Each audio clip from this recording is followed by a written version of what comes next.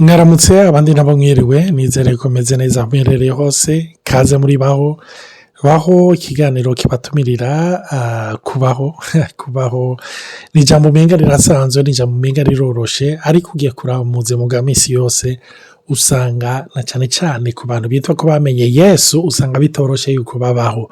Ikibazo nagomba kukubaza wewe uriko uratumviriza, mbega urabayeho? Wumva ubayeho ubuzima busagutse? Wumva ubayeho mu munezero? Wumva ubayeho mu mahoro? Nimba inyishu yawe itihuta nuko kumbure utari kurabaho. Ariko nagomba kukubwira inkuru nziza, nimba warakiriye Yesu mu buzima bwawe uriho, ubuzima bukubamwo. Ni nko kubaho warahawe ingabire ariko ukabaho ubuzima bwawe utigera uyugurura ngo urabe ibirimo, ugaca usanga ibyo wari ukenye byari biri muri iyo ngabire wahawe. Rero kaze uyu munsi turagomba kubandanya. Mwibuke yuko turiko turigira hamwe, turiko tuributsanya, tuvugana cyane cyane ku byerekeranye n'ico turi, mbega urinde, ico n'ikibazo twibaza.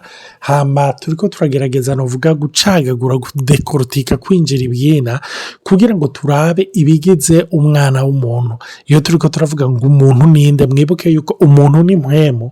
Iyo mpwemu ifise umushaha kandi iyo mpwemu iba mu mubiri. Twarabonye yuko icyakijijwe n'iki, ni mpwemu yacu, ariko umushaha wacu ntabwo urakizwa, umubiri wacu ntabwo urakizwa. Haleluya. Iki kintu nizere yuko mugitahura. Hama nagomba gucisha mu gatoya icyo bita entre parenthèse, ngomba kuvuga ngo iyo tuvuze yuko umushaha wacu utarakizwa cyangwa umubiri wacu utarakizwa, hari abantu kumbure bumva yuko ari ibintu byo kunegrija, umenga ngo ni iby'isi nta kuvyitaho, n'Imana ntibikeneye. Oya, umuntu wibuka iyo turiko turamuvuga, naho tugerageza kugabanganya ivyo bice, burya ugizwe n'ivyo bice vyose. Urumva ivyo bice vyose nivyo bikugize, kuko tubitagaguye tukabicagagura ni nkaho umenga ntiwuzuye. Igituma ukiri ngaha ku isi ni ukubera wambaye uwo mubiri n'ihema tubamwo. Hama igituma ukominika n'abantu ni ukubera umushaha ufise. Hama igituma ukominika n'isi y'impuhemu ni ukubera impuhemu ufise. Ku bantu bamwe hari igihe bavuga bati ivyo bintu umenga rimwe na rimwe biracanga, biragize iki, ariko kumbure nuko aba ari bishasha. Uko tuzobandanya tubivuga ko muzobandanya mubitahura. Rero nagomba kubaha Natali abaramutse.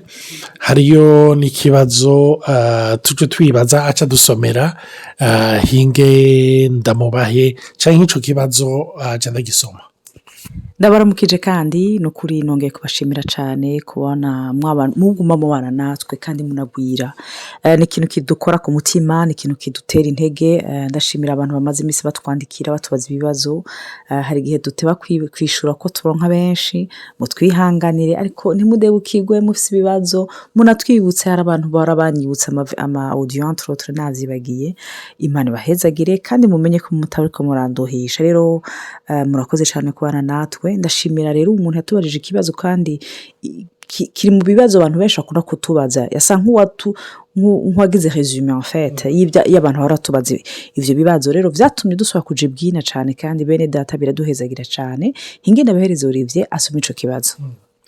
Ego nagomba gucisha mu gato yuko abantu benshi batubaza ibibazo, hari igihe tuci tubareponda directement, kuko iyo turiko turagira ama enregistrement y'ibi biganiro, hari igihe tugira nka enregistrement ku minsi 3 ku ndwi, ku buryo usanga ariyo nk'ikibazo kije, hari izindi audio zice zicamwo, kumbura umuntu akazokwibaza ati none ko batanyishuye muri audio. Nico gituma rero uca usanga tureponda directement ku muntu aba yabajije ikibazo, ariko kubiba bikenewe gose turasubira tukabigarukako. Uyu muntu rero yatubajije mukozi w'Imana ati mbega nibihe bikorwa, les actions concrètes umuntu ashobora gukora ubwiwe kugira ngo abohoke ingeso mbi canke icaha camwizingiriyeko. Nk'akarorero, mu gihe yoba ari icaha akunda usanga aguma akora, ikiri commis de manière répétée, kandi mu mwanya canke mu gihe kirekire, cyangwa yandi majambo ingeso itarapfa. Ingeme Natali agerageze aduhe umuco. Urakoze kuvyerekeye nibaza yuko ari ntidutanga inyishu exhaustive ni ukuri abantu badutahure ariko iki kintu catumye niyumvira cyane hari abantu benshi ndibuka barabadushingira intahe barabanyandikira kuko hari amaudio narantanga n'imbere hama abantu bakambwira ati iyi ngeso yarananiye guheba n'iyi ngeso yarananiye guheba none ndabigenze gute nkamwe nti rega si jewe ndagukiza iyo ngeso benshi dayo niyo ntambara ihuri haba bakibaza ko bakozi b'Imana rero bakura ko ivyo ngorane nono araguha umuco akwereka inzira iyo nzira yitwa Yesu nta kindi siwa gukurako iyo ngorane iyo ngoyi hama hari n'igihe bashobora no kukubaza ati peut-être ntiwa sinabitahuye neza no bandanye ushindira urondera kuraba kuri Yesu rero hariho ijambo riri mu migani igice ca 23 umurongo w'indwi Proverbe chapitre 23 verset 7 mu gifaransa sinzi ko rivyaza gusoma mu kirundi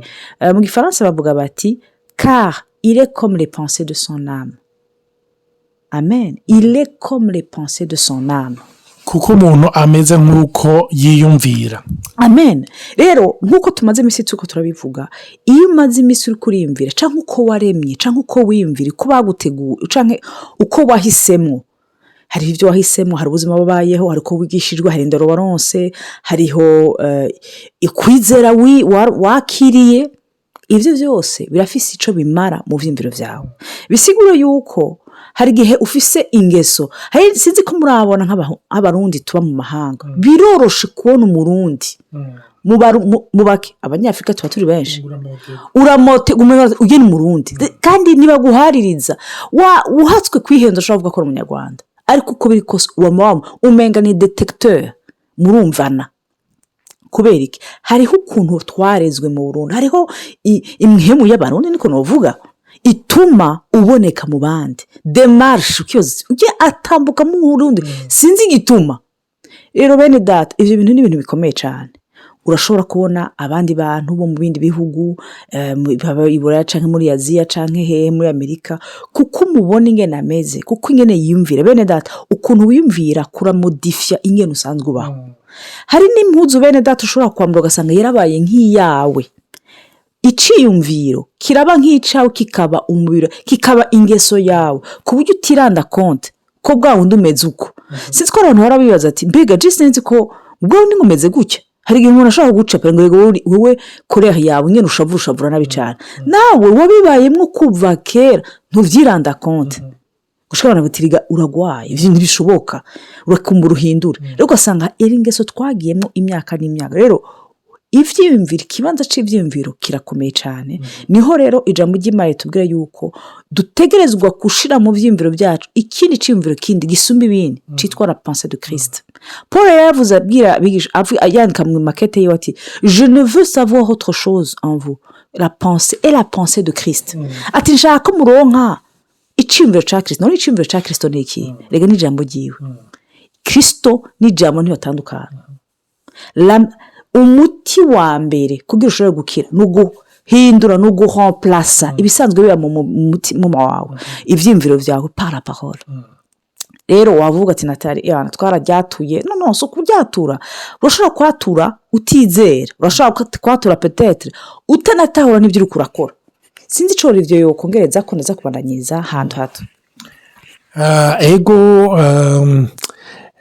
ndazi kuri ico kibazo hari yabajije uwo muntu aravuga ati ingeso umuntu yamamo nagomba kuvuga ngo ingeso umuntu yamamo canke icyaha umuntu yamagwamo burya ntaba yaravutse abigwamo birafata igihe ugasanga cyarabaye igisika cyarabaye igihome kinini mbere kumbura yari itafari rimwe mugabo mu nyuma buke rigenda rirakura rigenda ragwira ushira ku rindi nico gituma burya kenshi ntidukunze kubibwirwa canke kuvyumva ariko nagomba kubabwira ikibanza c'ivyiyumviro kirakomeye. Bene data nagomba kubabwira ngo muri mwebwe muri ko muranyumviriza uyu munsi muri mwebwe Imana yashizemo capacité novuga umenga ni iyo kwarujistra ivyo ubonye ivyo wumva ivyo ukorakora no kuvuga ivyo umubiri ukuzanira ko nk'amakuru vyose biraza bikurunda muri wewe bikamera nka archive ivyo twarabivuze ndabivuga ndiko ndacako rero ni ukuvuga mu byo wagiye uriga hariyo n'ingeso. Ingeso mbi burya warazigishijwe kandi ntiwazigishijwe rimwe ngo uzishe zifata. ni ukuvuga warazize rimwe kabiri ariko zo zifata vuba kubera kamere y'icaha iba isanzwe iturimo, sibyo? hama rero mu nyuma ikintu kiba ni iki: umuntu amaze gukizwa impwemu yiwe igahindurwa musha, umutima wiwe, wa mutima wibuye Bibiliya itubwira mu Heburayo, ukavamwo Imana igashiramo umutima w'inyama igashiramo umutima wayo. ikintu kiba ni iki: mu mushaha ya arshive ntibiheze, Imana yo yifata ikayisuka hasi ikayikuramo yose, ntiwoba ucibuka uko witwa, ntiwoba ucibuka aho uba, iyo bigize icyo bita lavage de cerveau, kandi Imana ntabwo ibikora. Nicyo gituma twigeze kuvuga icigwa turiko turavuga ku vyerekeranye n'imyimenyerezo y'ivyo kubaha Imana. hariyo igice mu Bikorosayi ikigabane cya 3 ku murongo w'9, mwumve uko ijambo ry'Imana rivuga, umurongo w'9 n'umurongo w'10.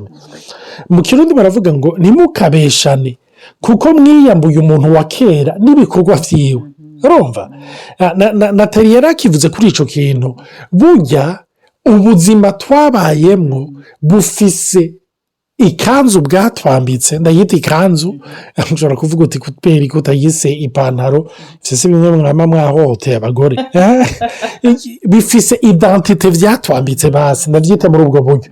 birafise ikintu vyatwambitse, bisa n'impuzu. urumva bisa n'impuzu, ni nkaho wabaye uyu munsi nk'umuntu yabaye mu mahanga asubiye mu Burundi. hari igihe rimwe na rimwe abantu bavuga bati uyu muntu asigaye yigira ibintu vyinshi. ni kubera iki? amahanga arafise ico yamwambitse. uyu munsi ukwiyumvira kwiwe ntikukimeza nk'ukwa kera. urumva niko biri, ni nako wasanga kenshi biba ngo nakunda kuvyumva turiko turavugana n'abakozi bamwe badukorera mu nzu, karavuga ati erega ubu ndaje ku gatumba, ni ukuri bakakukungirira nabi bavuga ngo sigaye nariyise umuzungu, sigaye nariyise umuntu adasanzwe, kuko hariyo dekaraje paraporo y'ahantu wabaye, hari itegerezwa kuhaba. urumva ndibuka ivyo vyarakunda kunshikira cyane cyane nk'ikizwa twara tuje kuvuga ubutumwa mu bitaro. kenshi tuvuye mu bitaro uhuye n'umuntu yaca kubwira ngo uvuye mu bitaro kubera n'akamoto kubera akamoto k'ibitaro. donc nuko nyene aho wabaye burya harateba hakaguserukako. mwibuke na Petero baravuze bati nabo bagendana n'urya mugabo kuko narangaje ukoresha aksa yawe, numva yuko umenga niyo abantu bagendanye nabo bo muri region yiwe. nuko nyene bimeze uyu muntu rero wa kera, uyu muntu wa kera Bibiliya itubwira, uwo muntu wa kera tubamwo. urumva iyo bakijijwe si umuntu wa kera bavuyemo, oya, umuntu wa kera batubwira ngaha muri Bibiliya ni muri ame yacu, n'uyo batubwira ategerezwa kubaho nouvelle. ariko sino umuntu wewe wavure wa kera warapfuye, ntibagusaba kuhonovera. nico gituma Pawulo avuga ngo ndabambanywe na Kristo, yamara ndiho ariko sije ndiho, ni Kristo muri jewe. urumva ahariko aravuga kamere ko mu buryo bw'impwemu, nature spirituelle, ubu yarapfuye. rero umuntu yava avuga ati bon image dupitetse kugira vyorohe, ni nkuko impwemu yoba ifise ikanzu zibiri, iya kera yapfuye, Yesu akaba yampuzu nshasha, l'esprit nouveau. mu mushaha naho hakaba usi impuzu ya kera ariyo le vieil âme bariko baravuga hano. hama dutegezwa twebwe dufise responsabilité mu mushaha guhindura, kuko umuntu w'umukirisa ashaka gutaka ati none ko ati none duhindura hari n'undi dahindura. mu mpemu niho honyene Yesu yakoze. mu mushaha ni twe dutegezwa kwikura iyo micafu, iyo mpuzu ya kera, iyo influence yari imbi yari ivuye mu mpemu yari yarakoze mu mushaha. ndibaza ko ari uko umuntu yabivuga. harimo ukuri muri ico ariko nitwabandanya tubisigura kumbure umuntu aca avyumva rwose kuko iyo turiko turavuga kwiyambura tukavuga no kwambara urumva Bibiliya iratwereka yuko ni uruhara rwacu rwo kwiyambura. Aha ku murongo w'9 baravuga ntimukabeshane urumva kuko kamere ya kera harimo kubeshana yari reflexe yari ikintu cihuta. Ntimukabeshane kuko mwiyambuye umuntu wa kera n'ibikorwa vyiwe mukambara umuntu mushasha mwambara gute ahindurwa musha ngo agire ubwenge areme nk'ishusho y'iyamuremye. Mu gifaransa wadusomera ngo ne mentez pas les uns aux autres, vous étant dépouillés du vieil homme et de ses œuvres et ayant revêtu l'homme nouveau qui se renouvelle dans la connaissance selon l'image de celui qui l'a créé. Imana ishimwe cyane. Rero ikibazo ni ukwibaza si ndagifaze mu gifaransa si cet homme nouveau se renouvelle dans la connaissance, est-ce que connaissance tuyironka une bonne fois pour toutes? Ndakivuge mu kirundi nimba uwo muntu ahingurwa cyangwa ahindurwa cyangwa yambara bihwanye ku rugezo rw'ubumenyi bw'uwamuremye, mbega ubwo bumenyi tuburonka rimwe gusa bukaba burakwiye cyangwa buri munsi turonka ubumenyi? Nico gituma rero ico gikorwa ntikiba rimwe ngo gihere, tuguma twambara selon révélation turonse tuguma twambara. En fait haca haba ari intambara kuko turi muri sosiyete mu bihe ibintu binyaruka bibambuka vyiruka ukaca uvuga uti none ko nakijiju canke nipfuza ko birara biheze none ko bitaraye biheze kuko rero ntituba tuzi n'imizi y'ico kibazo iba carinjiye cyane muri wewe. Rero hariho bamwe usanga narankunda gutanga igicapo c'inkorora urashobora kumva bamwe bakorora umugasanga ni ingwara isanzwe yagize allergie une yagwaye grippe atashigize ubuho covid yaraje hariho na tuberculose harimo na cancer donc bose bafise ama traitement y'umwanya muremure canke mugufi bivanye n'ikibazo cayo. Rero kuko tutigera tumenya uburemere bw'ikibazo ntibisigura yuko ijambo ry'Imana leta tukiza. Donc nico gituma iyo connaissance ituma uteza kujibwina kugira ube transformé. Hariho amadomene bibanguka kuko peut-être utaruremvye. Amen. Rumva utaruremye bihwanye n'imizi aho yari imaze kugera. Exactement. Hariho bamwe ivyumba bimwe kandi ni twese harihe urashobora kwiye sanga Olivier peut-être icumba c'amahera nta ngorane natarara haremvye. Aha rero Yesu azofata umwanya ugaca usanga umenga namba ndi mu ntambara n'amahera gushikaho ico kibazo kivamwo. Hari n'ahandi Olivier uzosanga mu mahoro bimutera ikibazo jewe nari nta mahoro y'abana baba ntaco bimbwira ho binajanye n'amatamperama kuvuga ati ico si kibazo yose intambara ni yiwanje bivana nta muntu numwe atagira intambara nibaze bababeshe nuko bamwe gusa zimwe ziboneka izindi zikaja habona canke izindi zanatsinzwe. Erega kuri ivyo nyene turiko turavuga umuntu iyo turiko turavuga ngo kwambara umuntu mushasha kwambara umuntu mushasha reka tuzokibanda yanyuma mugana agomba kukubwira umuntu wa kera mbega ninde uwo muntu wa kera isi twambika ninde n'umuntu avuga ngo Imana ntayo ukeneye ushobora kuba Imana urashobora kukontrola uyu munsi n'inyigisho turonka mu buryo bumwe cyangwa ubundi cyane ivyo bita new age urumva inyigisho zifise novuga bita spirituelle ariko n'inyigisho zizana ku butware ku ntebe y'inganje y'ubuzima bwacu umwana w'umuntu. Nico gituma uko tumumenya niko uwo twashize ku ntebe l'ego tumushira hasi.